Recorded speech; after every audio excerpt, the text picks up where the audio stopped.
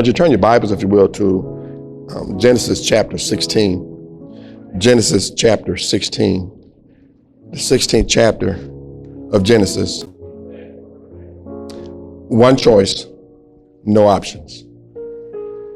We started this study beginning of the year, and we started this study based on keep the vision. God gave Abram a plan, which was a vision through the Spirit of God for him to leave his kindreds, and he did. Go into a land that God would show him, and he made it there. And that his seed would be blessed. However, he has no seed. And that his seed would not only be a blessing to him, but be a blessing to the whole world. Abram is concerned. And he promised him that all those who curse him, God said he would curse. And for all those who blessed him, God said that he would bless. Abram here is in a predicament because here in the 16th chapter, Abram's wife hadn't had any children. She was barren, and she wasn't able to give him a child. One of the things that happens in our lives is that when things don't happen the way that we feel like they should in a timely manner as we feel like they should happen, if we are not careful in the way that we operate in the faith that we have in God, we start to move on our own behalf. We have a tendency to start adding to places that don't need to be added to. And we have a tendency to start subtracting from places that don't need to be subtracted from, only because God has not, in our own eyes, come through for us.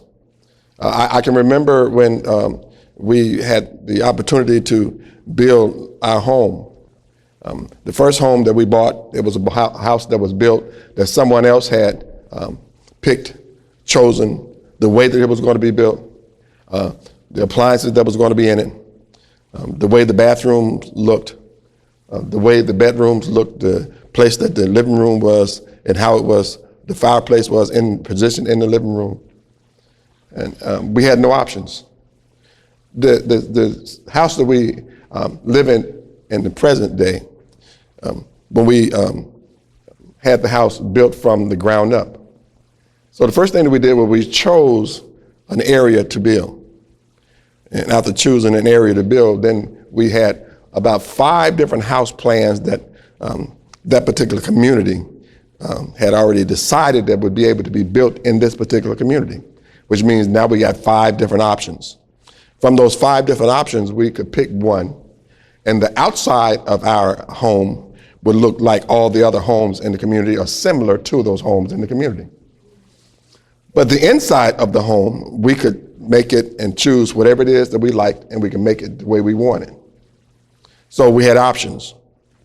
And so I want you to understand that because of those options, when you drive through our neighborhood, there are homes that look cookie cutters, the same. But inside, each one of the original owners had the opportunity to make it look the way that he or she wanted it to look. In our walk of life, and because we're born in sin and shapen in iniquity, we are born sinners. And a sinner is not a sinner based on what he or she does. A sinner is a sinner because a sinner was born unto this earth in sin.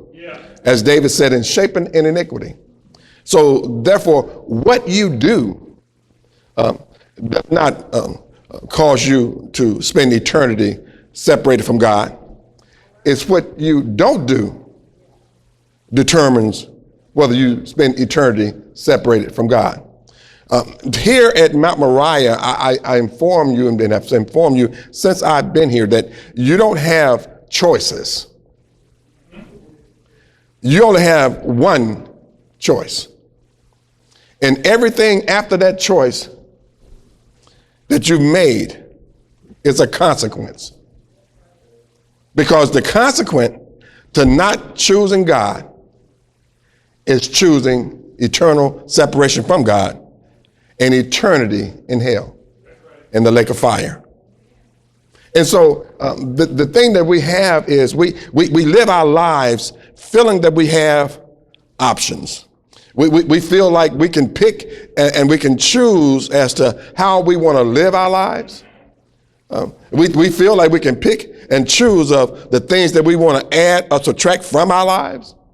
We feel like we feel that we can even pick and choose what church we are part of, when all of that belongs to God.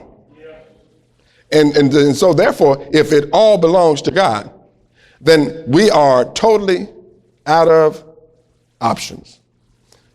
We, as individuals that are part of the church, the baptized believers, having experienced regeneration, we are a part of those individuals who make the choice to follow after Christ.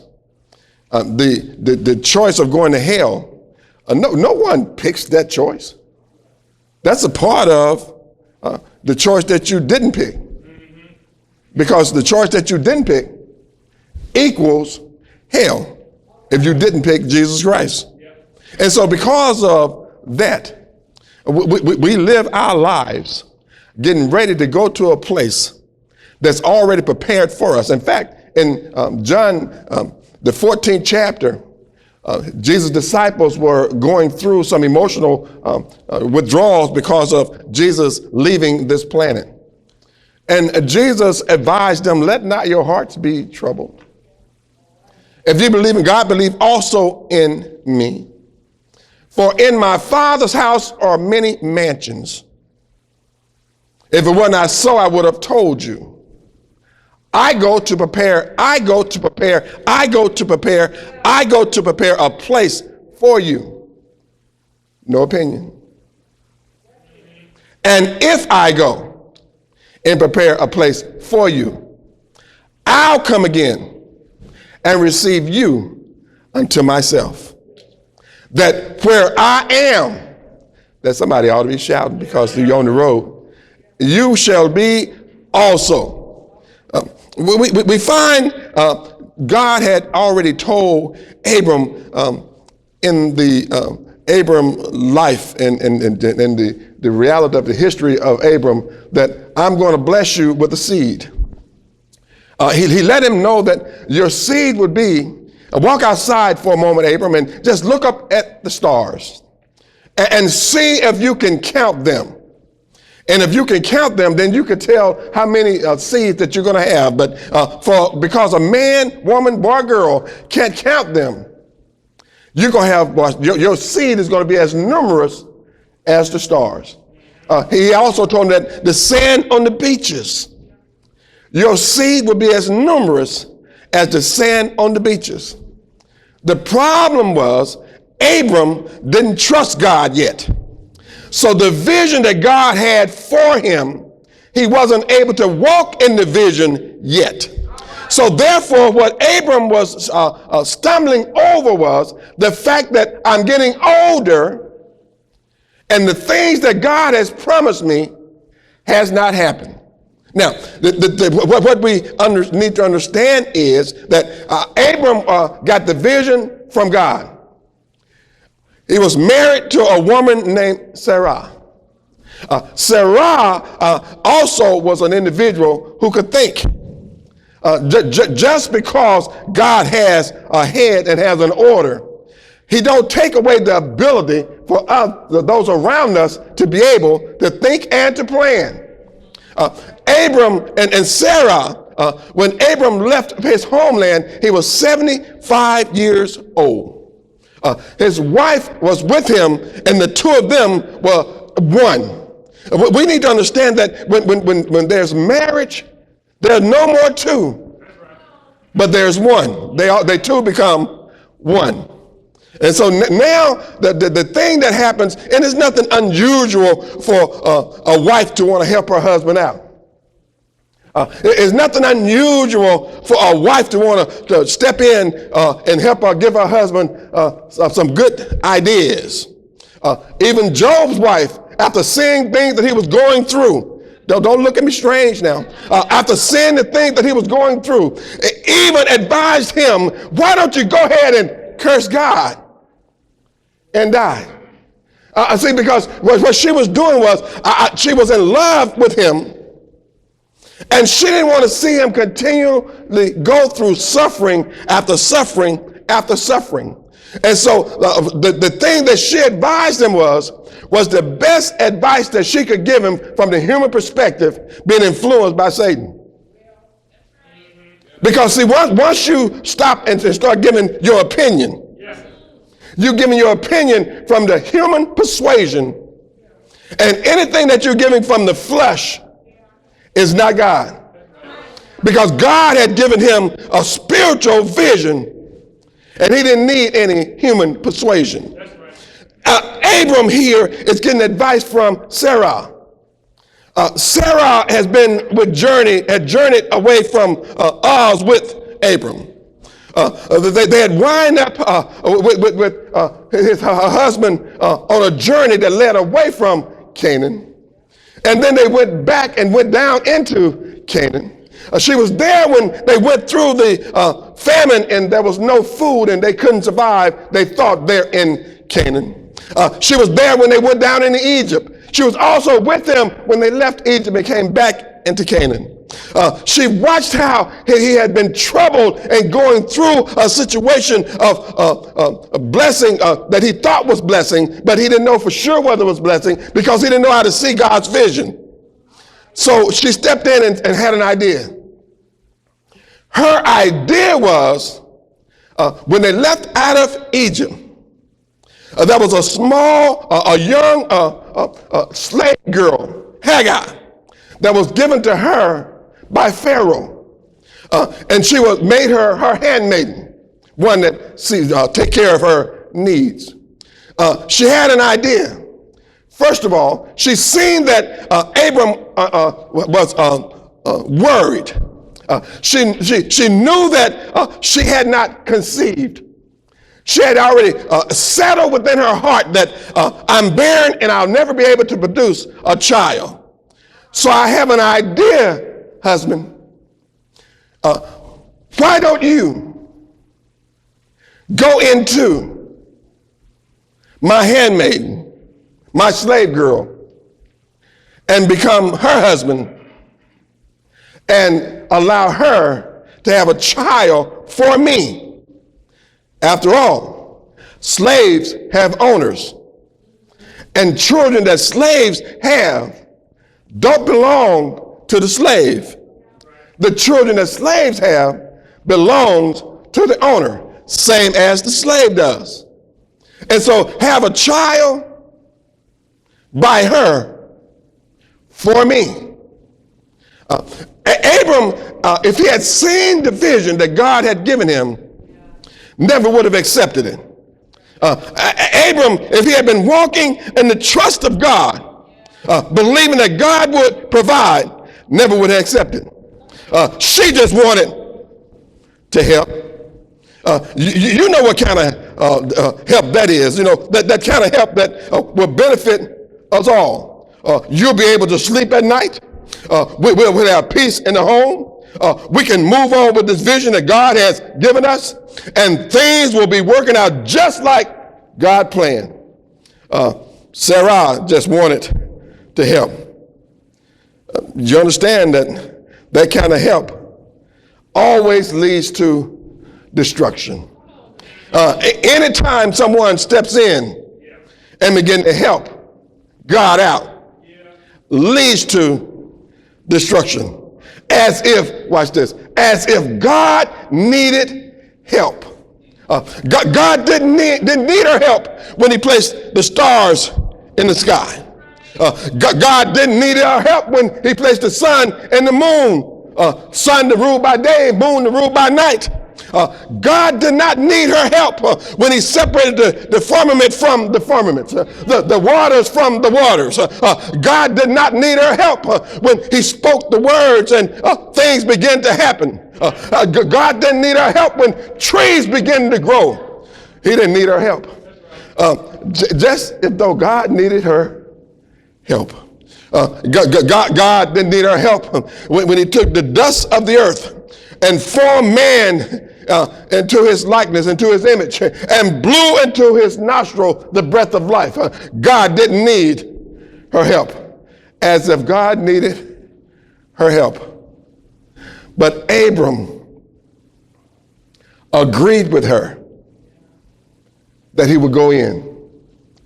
So Hagar became his wife. Y'all probably missed that. Any time a man enters the matrix of a virgin, talk to me, biblical speaking. When a man enters the matrix of a virgin, he becomes, she become, they become married.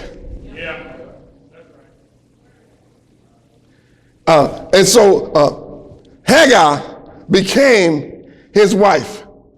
And just like you would have it, she conceived. And when she conceived, the house that Sarah thought that she was building, the plans that Sarah thought that she was having. You know how we set things up. I'm going to leave this church, and I'm going to go to this church, and I'm going to make my life is going to be different because things that I don't like over here in this place, I'm going to go to this place, and things are going to be better, just like I planned it, until I get to that place. Wait. I'm going to leave this relationship. And I've been in this relationship all this time, and he hadn't asked me to marry him. She hadn't agreed that she wanted to marry me. And so I'm going to leave this relationship behind. And I'm going to find me a new relationship. And when I get into this new relationship, I'm going to build it just like I planned it. Except one thing. There's another person involved in this relationship. Whenever there's more than one person involved in anything at all, you got more than one opinion. Once she got pregnant, I'm going somewhere with this. Once she got pregnant, she began to now place herself in a higher position than a slave girl. Because now I want you to understand, Sarah, what you couldn't give your husband, I can give your husband. The thing that you couldn't offer him, I can offer him. And she started to despise her mistress. And it didn't go unnoticed. It didn't go unnoticed because, see, the thing I want to understand is that you can tell when people change on you. Well, Hagar changed on Sarah because now she feels that she outranks her because she's giving Abram something that Sarah couldn't give. Sarah's household, the house that she had envisioned. That's why you have to be careful that you follow God's vision, not your vision. Because the vision that she had set up, she was marking time with what God's plan was. But the plan that God had was that she would be the one that had the child, not Sarah, not Hagar. And so now she has a problem because this woman, my slave girl, my slave, despised me. Wow. One choice, and the choice was Sarah. No options. God has given us the choice of choosing him. One choice, choose God. With Abram didn't have a choice. Abram was going to have a seed because God said it. Abram was going to go to Canaan because God said it.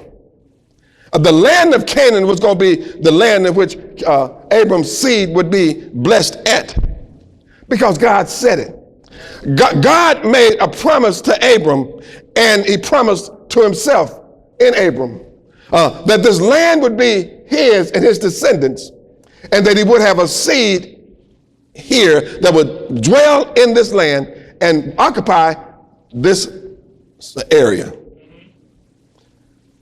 But Abram couldn't see the vision. Listen, no matter whether your body is getting tired and getting weary, God said you'll be healed. You're looking at it from the standpoint of being healed on this side. But you're talking to a God that lived in both places. So therefore, watch this. Whether you healed on this side or you healed on the other side, God is still doing the healing. And so what God is saying to us today is that we have a choice, and that is to choose him. Abram didn't have a choice. Abram was going to be God. Abram was God's choice, and Abram would have a seed, and God would bless his seed. Abram couldn't see it because Abram's clock was ticking out of time. Because Abram had put a time limit on what he thought the time of God's blessing would be. So he tried to help God out. Many of us go through our lives trying to help God out. God said, I'll supply you of all of your needs according to my riches and glory. And then he tells us, giving your tithes and offering. And we try to watch this. And we look at it from the standpoint of, I got enough to make groceries. I got enough to pay my bills. I got enough to buy my medicine. And I'm going to run out of monies. But God said, give. This is not a giving message. This promise you is not. But God says, give. And because we decided that we would take from what God had given us to give, we never experience the blessing because we don't trust God enough to supply us of all of our needs according to his riches and glory. Now, he said, watch this, I reign on the just as well as the unjust. Everybody's going to get blessings of sunshine, different changes of weather, some healing, some going to even have riches. I reign on the just as well as the unjust. But those of us who are in Christ can make that special phone call, and he'll comfort us in our time of need. He watch this. We can call on him, and he'll show up and he'll answer. I want to understand, God hears and he answers our prayers. Don't think for a moment that our prayers go unanswered. God hears and he answers our prayers. God heard Abram and he answered his prayers. But Abram had to wait on the Lord. Y'all ain't hearing what I'm saying. We have to wait on the Lord and be of good courage. Sarah said to Abram, the Lord has not given me a child. Abram knew that. He was the one that God had talked to. Abram knew that the blessing hadn't come through yet. The Lord has not given me a child. Sleep with my slave as if he had a child to give you through her. But he did. Even though he went contrary to God's plan, God blessed him with a child. But the child that God blessed him with was not the child that God was talking about. See, it's possible to go past God, do some stuff, and it's not what God's plan is, but God will still bless our mistake or our disobedience. We'll get to that later. And so it tells Abram, he already knew everything that she was telling him, thinking that God had not given him a child. God had a plan. Sarah and Abram was a part of his plan. God has a plan for your life. Don't get ahead of God. God has a plan for you. Don't get ahead of God. Don't make your destiny your plan. Wait for God and enjoy his destiny. The child would be one that would come from the two of them together. But Abram went into Sarah, and he went into Hagar.